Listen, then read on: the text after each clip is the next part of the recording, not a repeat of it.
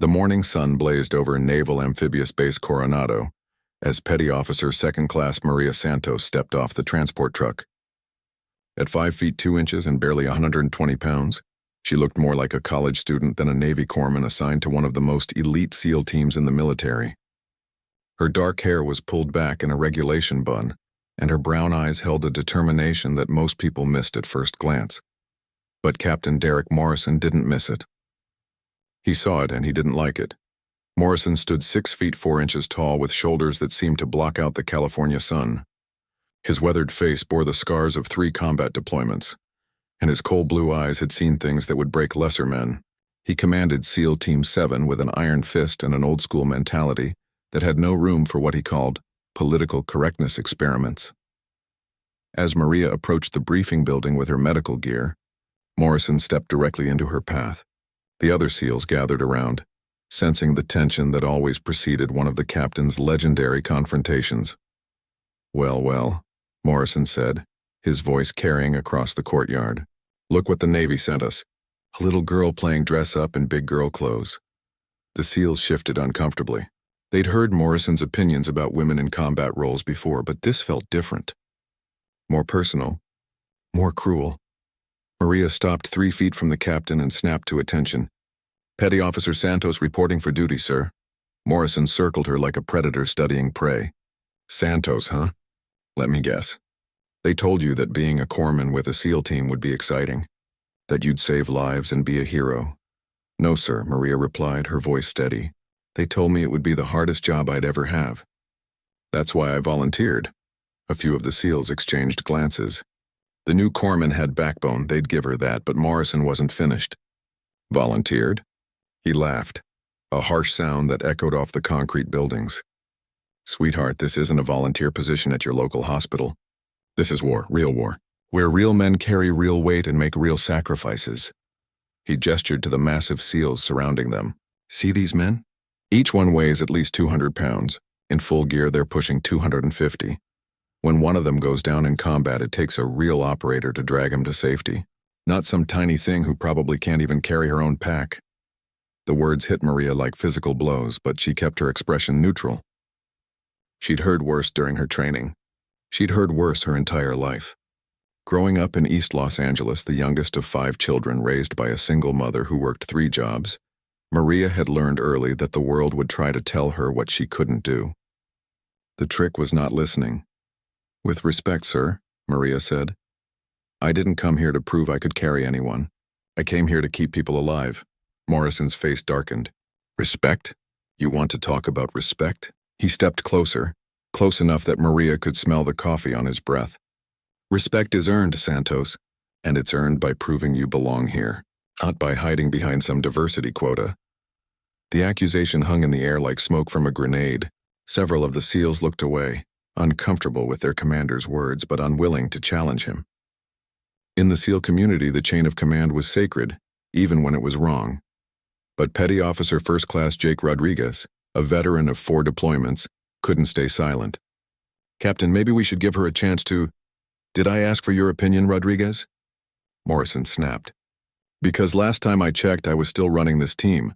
Rodriguez fell silent, but his jaw was tight with anger. Morrison turned back to Maria. Here's how this is going to work, Santos. You're going to spend the next 2 weeks proving you belong here. Physical training, medical drills, combat scenarios. And when you wash out, not if when, you're going to request a transfer to some nice, safe hospital ship where you can play nurse to sailors with the sniffles. Maria's hands clenched into fists at her sides, but her voice remained calm. And if I don't wash out, sir? Morrison's smile was cold as winter. Trust me, sweetheart. You will. The next 2 weeks became a nightmare designed specifically for Maria Santos. Morrison pushed her harder than any other corpsman in the team's history. While the SEALs ran 5 miles, Maria ran 8. While they carried 60-pound packs, Maria carried 80. During medical drills, Morrison created scenarios so complex and chaotic that even experienced corpsmen would struggle. But Maria didn't break.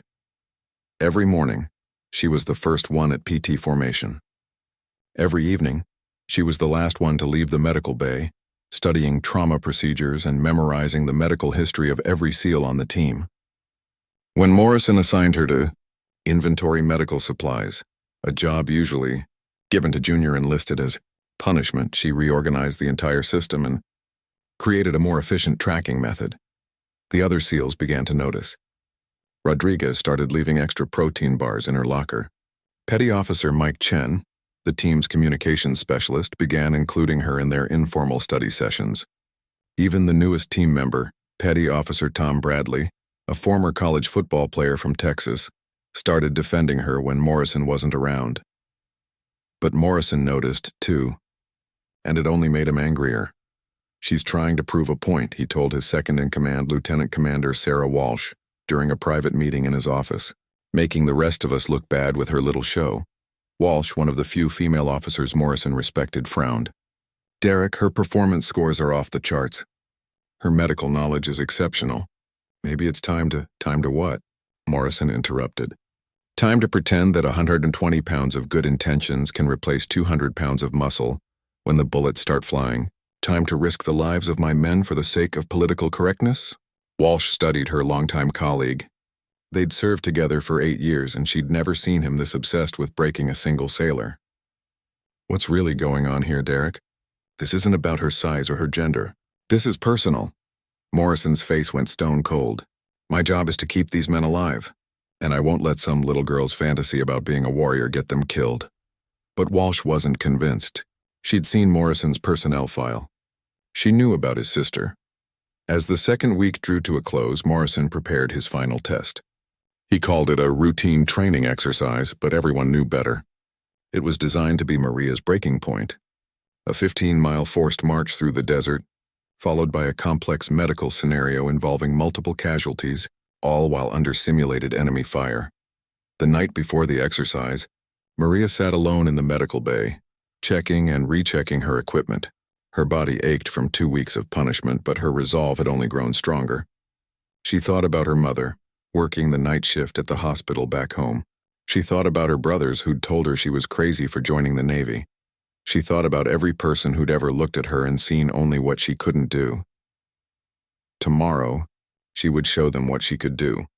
But as Maria prepared for what she thought would be her final test, neither she nor Morrison knew that in less than 72 hours, their training exercise would become terrifyingly real.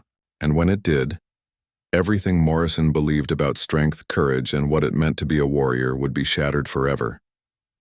The desert was waiting. And so was the truth. The desert heat was already brutal at 0600 hours when SEAL Team 7 assembled for what Morrison called a standard training evolution. But nothing about this exercise was standard. Maria could see it in the way the other SEALs avoided eye contact, in the extra weight Morrison had personally added to her pack, in the cruel smile that played at the corners of his mouth as he briefed the mission. "Today's scenario is simple," Morrison announced, his voice carrying across the staging area. 15-mile movement to contact through hostile territory. Multiple casualty scenario at the objective.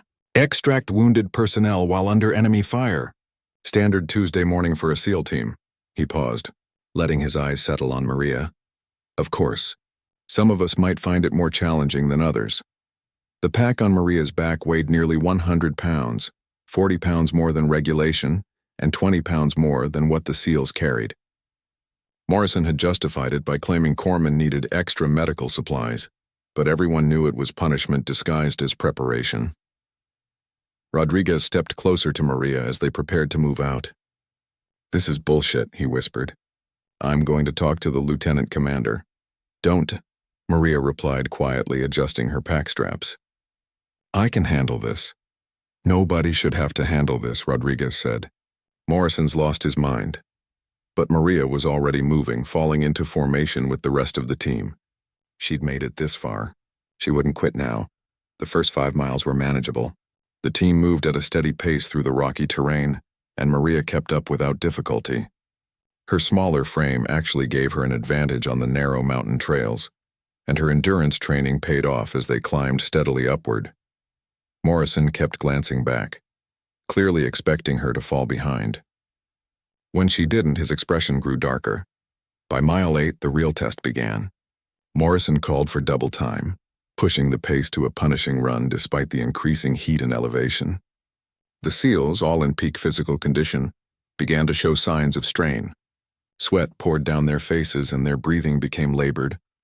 Maria felt like her lungs were on fire. The oversized pack bounced against her back with every step, throwing off her balance and creating pressure points that would leave bruises for weeks. But she kept running. Mile 10 brought the first casualty of the day, not from enemy fire, but from Morrison's cruelty.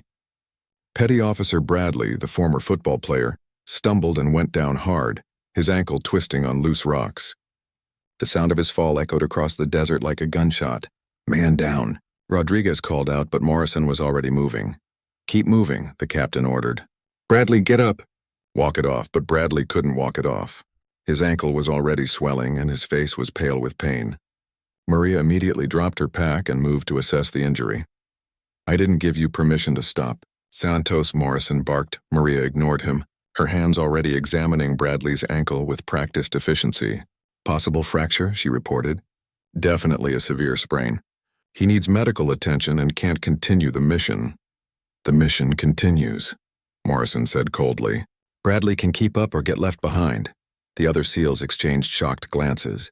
Leaving a teammate behind, even in training, violated everything they'd been taught about brotherhood and loyalty. "Sir," Rodriguez said carefully. Maybe you should remember who's in command here," Morrison snapped.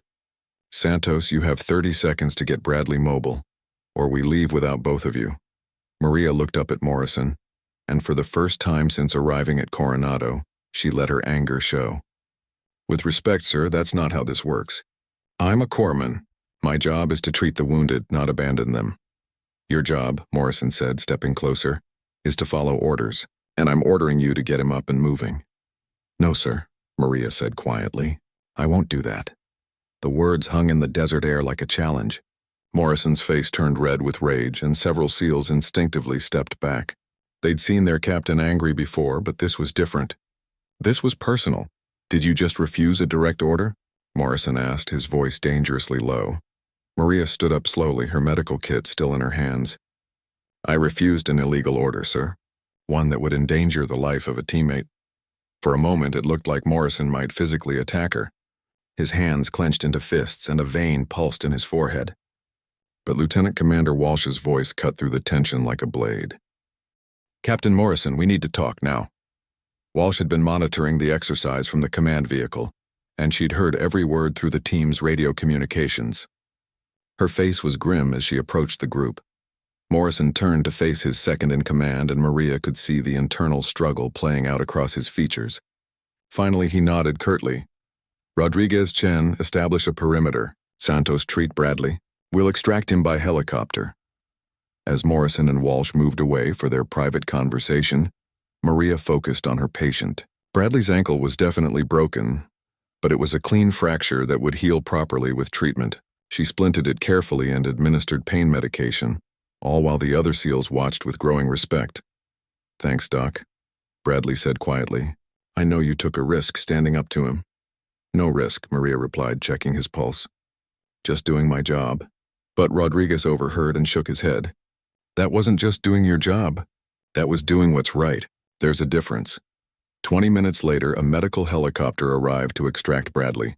As it lifted off, Morrison returned to the group. His conversation with Walsh had clearly not gone well. His jaw was tight and his eyes held a fury that seemed barely contained. "The exercise continues," he announced. "We're behind schedule, so we're moving to double time for the remainder of the movement. The next 5 miles were pure torture." Morrison pushed the pace beyond anything reasonable, clearly trying to break Maria through sheer physical punishment. The temperature climbed past 110 degrees and the rocky terrain became increasingly treacherous. Maria's world narrowed to the simple act of putting one foot in front of the other. Her pack felt like it weighed 1,000 pounds, and every breath was a struggle in the thin desert air. But she kept moving. Chen was the first to notice that something was wrong with their route. "Captain," he called out during a brief water break. "We're off course. The objective is 2 clicks northeast, but we're heading due east." Morrison checked his GPS and cursed under his breath. In his obsession with punishing Maria, he'd led them into a box canyon that would add another 3 miles to their journey. "Change of plans," he announced. "We'll take the ridge route." Rodriguez studied the map and frowned. "Sir, that route takes us through the restricted training area. There's live fire exercises scheduled for— I know what's scheduled, Morrison snapped. We'll be through before they start. But as they climbed toward the ridge, the sound of distant explosions echoed across the desert. The live fire exercise had started early. Walsh's voice crackled over the radio. Team 7, abort current route. Repeat, abort current route. You're heading into an active impact area. Morrison grabbed his radio. Negative command. We're committed to this route. Captain, that's a direct order. Change course immediately. For a moment, Morrison hesitated. Then his pride and anger made the decision for him. Radio malfunction command. Say again your last transmission. He switched off his radio and looked at his team. Equipment failure. We continue as planned. The SEALs stared at their commander in disbelief. Morrison had just cut them off from command and was leading them directly into danger. Not from enemy fire, but from their own artillery. As they crested the ridge, Maria could see the impact area spread out below them. Smoke rose from recent explosions and the acrid smell of cordite filled the air. In the distance, she could see the muzzle flashes of the artillery pieces that were systematically pounding the valley they were about to enter. This is insane, Chen muttered. But Morrison was already moving down the slope, his obsession with breaking Maria now endangering the entire team. As they descended into the valley, the sound of incoming artillery grew louder. And that's when everything went wrong. The first shell landed 200 meters to their left, close enough to shower them with rocks and debris. The second landed 100 meters to their right. The third shell landed directly in their path. The explosion threw Maria 10 feet through the air and slammed her into a boulder. Her ears rang and blood ran down her face from a dozen small cuts. But as the smoke cleared, she could see that she was the lucky one. Rodriguez was down, his left leg twisted at an unnatural angle and blood pooling beneath him. Chen was unconscious, a piece of shrapnel protruding from his shoulder. And Morrison was screaming. A piece of metal had torn through his right thigh, severing his femoral artery. Blood was pumping out of the wound with each heartbeat, and his face was already pale from blood loss. Maria forced herself to her feet, ignoring her own injuries. Her medical training kicked in, overriding the pain and confusion. She had 3 critically wounded men and no way to call for help. And in that moment, as artillery shells continued to fall around them, Maria Santos realized that everything she'd trained for, everything she'd endured, had led to this single moment. The moment when she would prove that strength wasn't measured in pounds or inches. It was measured in the courage to act when others couldn't. The world had become a nightmare of smoke, blood, and the whistling death of incoming artillery. Maria's ears rang from the explosion, but her mind was crystal clear. 3 men were down, and she was their only hope of survival. Morrison's screams cut through the chaos as his life pumped out onto the desert sand. The shrapnel had severed his femoral artery, and Maria knew he had maybe 3 minutes before he bled out completely. Rodriguez was conscious but in shock, his compound fracture sending bone fragments through his torn flesh. Chen remained unconscious, the piece of metal in his shoulder dangerously close to his subclavian artery.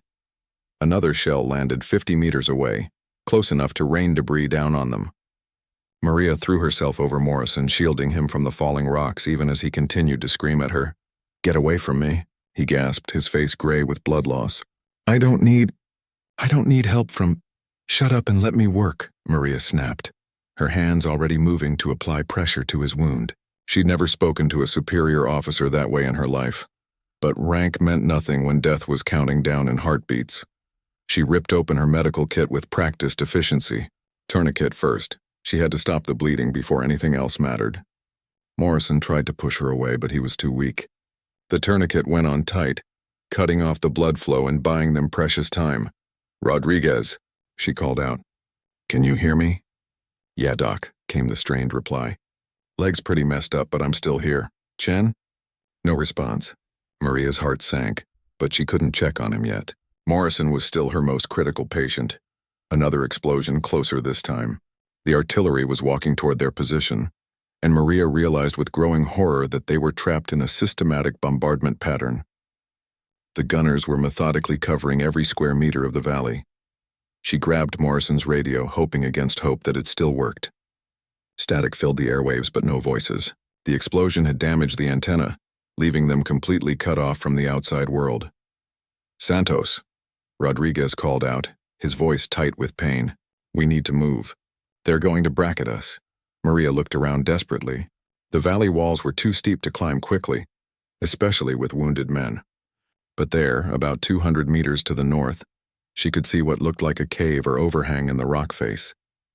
It wasn't much, but it was shelter. "I see it," she called back, "but I can't move all three of you alone."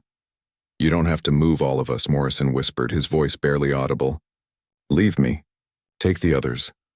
Maria stared down at the man who had spent 2 weeks trying to destroy her. His face was pale as paper and his breathing was shallow.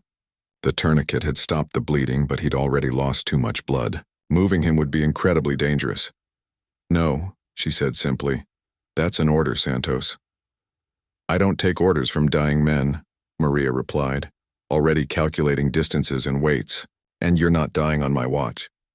She moved quickly to Chen, checking his pulse and breathing. He was stable but unconscious, probably from a concussion. The shrapnel in his shoulder was embedded deep, but it wasn't immediately life-threatening if she didn't move it. Rodriguez was the most mobile of the three, despite his broken leg. "Jake," she called out, "I need you to help me." "Whatever you need, Doc." Maria looked at the 3 wounded men, then at the cave 200 meters away. The math was simple and terrifying. Rodriguez weighed 190 pounds. Chen weighed 180. Morrison weighed 220. Even without their gear, she was looking at moving nearly 600 pounds of dead weight across open ground while artillery shells fell around them. It was impossible, but impossible had never stopped Maria Santos before. "Here's what we're going to do," she announced, her voice carrying the authority of someone who had made an unbreakable decision. "Rodriguez, you're going to lean on me and hop. We'll get you to that cave first. What about Morrison and Chen?" "I'll come back for them." Rodriguez stared at her in disbelief. "Doc, you can't carry them. Morrison alone weighs twice what you do." "Watch me," Maria said. The journey to the cave with Rodriguez took 8 agonizing minutes. He leaned heavily on her small frame, and every step sent shockwaves of pain through his broken leg. Twice they had to dive for cover as shells landed nearby, and once a piece of shrapnel whistled past Maria's head close enough to cut her hair. But they made it. Maria helped Rodriguez into the shallow cave, then immediately turned to head back. "Stay here. Keep pressure on that leg wound, Maria," Rodriguez said, using her first name for the first time. "You don't have to do this. Nobody would blame you for I would blame me," she said simply, and disappeared back into the hell of the bombardment. Chen was next. At 180 pounds of unconscious weight, carrying him was like trying to move a sack of concrete. Maria got him into a fireman's carry, his dead weight pressing down on her shoulders until she thought her spine might snap. The first 50 meters nearly broke her. Her legs shook with the effort, and her lungs burned as she struggled to breathe under the crushing weight. Sweat poured down her face, mixing with blood from her own wounds. A shell landed 30 meters away, and the concussion knocked her to her knees. Chen's weight drove her face first into the rocky ground, and for a moment she couldn't move. Her vision grayed at the edges, and she could taste blood in her mouth. But she got up. Step by agonizing step, she carried Chen across the killing ground. When her legs gave out completely, she dragged him. When her arms failed, she used her back and shoulders. It took 23 minutes to cover 200 meters, but she made it. Rodriguez helped her get Chen into the cave, his face filled with awe and disbelief. "I've never seen anything like that," he whispered, but Maria was already turning around again. "You can't," Rodriguez said, grabbing her arm. "Morrison's too heavy. You'll kill yourself trying." Maria looked back at the figure lying motionless in the distance. Morrison hadn't moved since she'd left him, and she couldn't tell if he was still alive. The smart thing would be to stay in the cave. The safe thing would be to wait for rescue, but Maria Santos had never chosen the safe thing. "He's one of ours," she said simply. The journey back to Morrison was the longest 200 meters of her life. Every step took her further from safety and deeper into the artillery's killing zone. Shells continued to fall in a methodical pattern, and she could see the impacts getting closer to Morrison's position. When she reached him, she thought she was too late. His eyes were closed, and his breathing was so shallow she could barely see his chest moving. But when she checked his pulse, it was still there. Weak and thready, but there. "Captain," she said, shaking him gently. "We're getting out of here." Morrison's eyes fluttered open, unfocused and confused. "Santos, why didn't you leave me?" "Because that's not who I am," she replied, already working to get him into position for the carry. Morrison was the heaviest man she'd ever tried to lift. At 220 pounds of mostly unconscious weight, getting him onto her shoulders was like trying to bench press a refrigerator. Her knees buckled twice before she managed to stand upright. The first step nearly sent her sprawling. The second step made her vision blur. By the 10th step, she was moving on pure willpower and muscle memory. Morrison drifted in and out of consciousness as she carried him, sometimes mumbling incoherently, sometimes trying to tell her to leave him behind. But Maria kept moving, one impossible step at a time. Halfway to the cave, her body began to shut down. Her legs cramped so badly she could barely walk. Her shoulders felt like they were being torn from their sockets. Her lungs burned with every breath and her heart hammered against her ribs like it might explode. But she kept moving. A shell landed close enough to shower them with rocks, and the concussion knocked Maria to one knee. Morrison's weight drove her down, and for a moment she was pinned beneath him, unable to move. "Leave me," Morrison whispered, his voice barely audible. "Please, just leave me." Maria looked into the eyes of the man who had spent 2 weeks trying to break her spirit.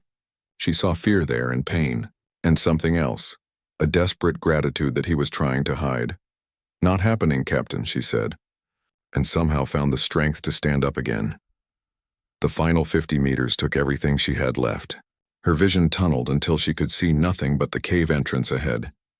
Her legs moved like they belonged to someone else, and she could no longer feel her arms or shoulders. But she made it. Rodriguez was waiting at the cave entrance, and he helped her lower Morrison to the ground. All 3 wounded SEALs were now safe, at least temporarily. Maria collapsed against the cave wall, her body finally giving out completely. Every muscle screamed in protest, and she could taste blood where she'd bitten through her tongue. But they were alive. All of them. "How?" Rodriguez asked, staring at her in amazement. "How did you do that?" Maria looked at the 3 men she'd carried to safety, men who outweighed her by 60 to 100 pounds each. Men who had been trained to be the strongest, toughest warriors in the world. "I don't know," she said honestly. I just couldn't leave them." Outside the cave, the artillery bombardment continued. But inside, 3 wounded SEALs were alive because a 120-pound woman had refused to accept the word impossible.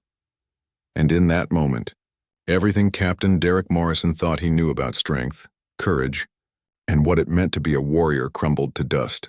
The real test was just beginning. The artillery bombardment lasted another 47 minutes. Maria spent every one of those minutes working to keep her patients alive in the cramped confines of the cave. Morrison drifted in and out of consciousness, his blood pressure dangerously low despite the tourniquet. Chen had regained consciousness but was disoriented and nauseous from his concussion. Rodriguez's compound fracture was showing signs of infection. With no way to call for help and limited medical supplies, Maria had to improvise. She used strips torn from her own uniform to create additional bandages. She rationed their water carefully, knowing that dehydration could kill them as quickly as their injuries. And she talked to them, keeping them conscious, keeping them fighting. "Tell me about home," she said to Rodriguez as she cleaned his wound. "You got family?" "Wife and 2 kids, Rodriguez replied through gritted teeth. "Little girl just turned 5. Boys 7. What are their names?" "Sofia and Miguel. Sofia wants to be a doctor when she grows up. Says she wants to help people like her daddy does." Maria smiled as she worked. "Smart girl. She's got good role models." Even Morrison, in his lucid moments, found himself listening to her voice. There was something calming about it, something that cut through the pain and fear. This was the same woman he'd spent 2 weeks trying to destroy, and now she was the only thing standing between him and death. When the bombardment finally stopped, the silence was almost deafening. Maria carefully made her way to the cave entrance and peered out across the devastated valley. Smoke rose from dozens of impact craters, and the air still smelled of cordite and burning metal. In the distance, she could hear the sound of helicopters approaching. "Rescue's coming," she announced, and the relief in the cave was palpable. But as the helicopters grew closer, Maria realized something was wrong. There were too many of them, and they were coming from the wrong direction. These weren't rescue birds, they were attack helicopters, and they were heading straight for the valley. "Everyone stay down," she ordered, moving back into the cave.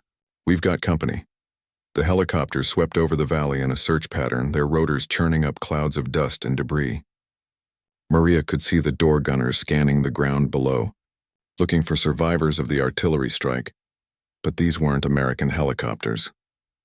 Through her binoculars, Maria could make out the distinctive silhouette of foreign attack birds, part of a joint training exercise that had apparently gone very wrong. The artillery strike hadn't been an accident or a scheduling error. It had been the opening move in a live-fire exercise that was supposed to simulate a real combat scenario, and SEAL Team 7 had walked right into the middle of it. "Santos," Morrison whispered, his voice barely audible. "Radio, in my pack, emergency frequency." Maria found the backup radio, a small handheld unit that had somehow survived the explosion. She switched it to the emergency frequency and began transmitting. "Mayday, Mayday, this is SEAL Team 7. We have wounded personnel in the valley. Ceasefire, ceasefire." Static filled the airwaves for several long seconds. Then a voice crackled through. "SEAL Team 7, this is exercise control. Confirm your position." Maria gave their coordinates and situation report. Within minutes, the attack helicopters had pulled back, and genuine rescue birds were inbound, but the ordeal wasn't over yet. The first rescue helicopter to arrive was a Navy MH-60, and Lieutenant Commander Walsh was aboard. She jumped out before the bird had fully touched down, her face grim with worry and anger. "Where's Morrison?" she demanded as the medical team rushed toward the cave. "In here," Maria called out. "Critical but stable. Rodriguez has a compound fracture, and Chen has a concussion with possible internal injuries." Walsh followed the medics into the cave and stopped short when she saw the scene. 3 wounded SEALs, all alive, all receiving expert medical care from a corpsman who looked like she'd been through a blender herself. "Jesus Christ," Walsh breathed. "How did you get them all here?" "She carried us," Rodriguez said, his voice filled with awe. "All of us." "One at a time?" Walsh stared at Maria in disbelief. "You carried them? All 3? "It wasn't that far," Maria said quietly, deflecting the praise as she always did. But Morrison, despite his weakness, managed to speak up. 200 meters, he whispered. "Through artillery fire. She saved our lives." The medical team worked quickly to stabilize the wounded for transport. Morrison was loaded onto the first helicopter, his condition too critical to wait. As the medics prepared to lift him onto the stretcher, he grabbed Maria's hand. "Santos," he said, his voice barely audible over the rotor noise. "I was wrong. About everything." Maria squeezed his hand gently. "Just focus on getting better, Captain." "No," Morrison insisted, his eyes suddenly clear and focused. "I need to say this. You're the strongest person I've ever served with, and I'm sorry. I'm so damn sorry." Tears ran down his weathered cheeks as the medics carried him away. Rodriguez and Chen were loaded onto the second helicopter, both stable enough for transport. As Rodriguez was lifted onto his stretcher, he looked back at Maria. "Doc," he called out, "when I tell my kids about heroes, I'm going to tell them about you." And then they were gone, leaving Maria alone with Walsh in the devastated valley. "We need to get you checked out too," Walsh said, noting the cuts and bruises covering Maria's face and arms. "I'm fine," Maria replied automatically. "No, you're not. And that's an order." As they walked toward the waiting helicopter, Walsh studied the small woman beside her. "Maria, what you did today, it's going to change everything. The whole Navy's going to hear about this." Maria shook her head. "I just did my job. Your job was to provide medical support. Your job wasn't to carry 3 men twice your size through an artillery bombardment. That was something else entirely." 3 weeks later, Maria stood at attention in the base commander's office. Her injuries had healed, leaving only small scars as reminders of that day in the valley. Morrison was still in the hospital but recovering well. Rodriguez and Chen had both returned to duty. Admiral Patricia Hayes, the base commander, studied Maria's service record with obvious admiration. "Petty Officer Santos, in my 30 years of service, I've never seen anything quite like what you accomplished." "Thank you, ma'am. The question now is what happens next. Captain Morrison has submitted a formal recommendation for your promotion and transfer to the Navy's most elite medical unit. He's also recommended you for the Navy Cross." Maria's eyes widened. The Navy Cross was the second highest decoration for valor, rarely awarded to enlisted personnel. "There's something else," Admiral Hayes continued. "Captain Morrison has requested a meeting with you. He's asked me to tell you that he has something important to discuss." An hour later, Maria walked into Morrison's hospital room. The big man looked smaller somehow, diminished by his injuries and the weight of his own conscience. But his eyes were clear and determined. "Santos," he said as she approached his bed. "Thank you for coming. How are you feeling, sir?" "Like I got hit by a truck. But that's not why I asked you here." Morrison struggled to sit up straighter. "I owe you an explanation. And an apology that goes deeper than what I said in that cave." Maria remained silent, waiting. "I had a sister," Morrison began, his voice heavy with old pain. "Sarah. She was a Marine deployed to Afghanistan in 2018, tough as nails, just like you. She was killed by an IED while trying to rescue wounded Marines from an ambush." Maria's expression softened with understanding. "I blamed her death on the fact that she was small, that she was a woman in a man's job. I convinced myself that if she'd been bigger, stronger, more like a traditional warrior, she might have survived." Morrison's voice cracked. "I was wrong, and I took that anger out on you." "Captain, let me finish," Morrison interrupted. "What you did in that valley. It wasn't about size or strength. It was about heart. About refusing to quit when quitting would have been easier. Sarah had that same heart, and I dishonored her memory by trying to break yours." Morrison reached into his bedside table and pulled out a small wooden box. This was Sarah's, her Navy Cross. She earned it posthumously for the same kind of courage you showed out there. He held the box out to Maria. "I want you to have it. Not because you need another medal, but because I think she would have wanted you to have it. One warrior to another." Maria took the box with trembling hands, understanding the magnitude of what Morrison was offering. "Sir, I can't accept this. It belongs to your family." "You are family," Morrison said simply. "You're my teammate, my sister in arms, and you've earned the right to carry on Sarah's legacy."